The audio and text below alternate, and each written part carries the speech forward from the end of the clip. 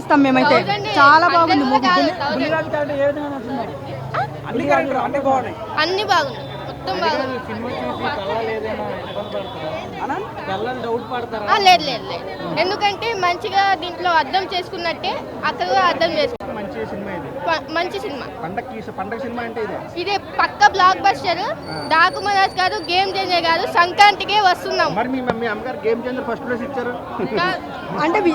అంటే నేను బాలకృష్ణ గారు మనము విష్ చేయాలి, ఎందుకంటే 3 సినిమాలు సంక్రాంతికి ఇచ్చారు కాబట్టి ఎవరికి డిసప్పాయింట్ చేయొద్దు, ముగ్గురికి విష్ చేయాలి. కానీ నేను ఇచ్చేది ఏంటంటే ఇప్పుడు డాకు మహారాజ్ కూడా బాగా హిట్ అయింది, మామూలుగా లేదు.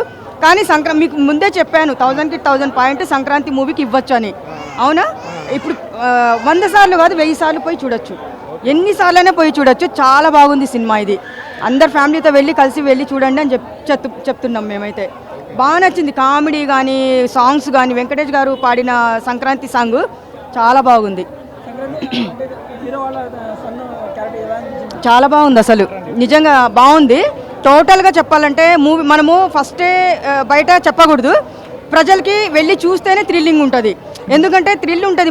మనం ఫస్ట్ అన్ని సినిమా గురించి మనం బయట చెప్పామనుకోండి, కొన్నే చెప్పాలి, మిగతావి వెళ్ళి చూడాలి.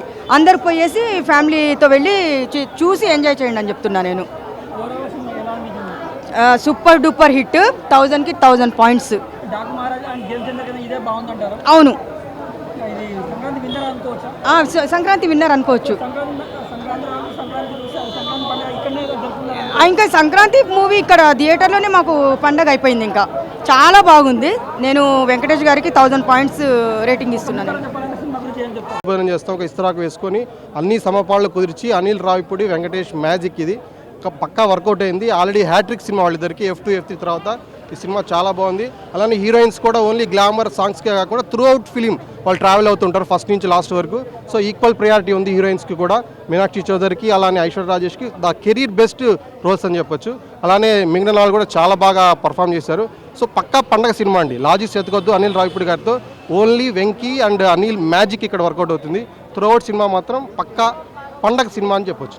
పక్క బ్లాక్ అదే ఆ ఇద్దరి మధ్య నలిగేటువంటి సీన్సే మనకు ఫన్నీగా అనిపిస్తాయి. అది ఎలా వర్కౌట్ చేసాడు, ఆ ఫ్రస్ట్రేషన్ లాస్ట్కి ఎలా బ్లాస్ట్ అయింది అనేది కూడా క్లైమాక్స్లో చూపిస్తారు చాలా ఫన్నీగా.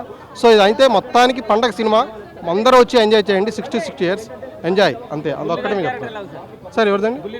బుల్లిరాజు 2 సీన్స్ ఉంటాయి. సీట్లో ఎవరైతే కూర్చోరు ఆ 2 సీన్స్ ఇంకా ఉంటే బాగుండు అనిపిస్తుంది. అలా ఆ చిన్నపిల్లోడు బుడ్డోడు కానీ బుల్డోజర్ లాగా పేలిపోయాడు.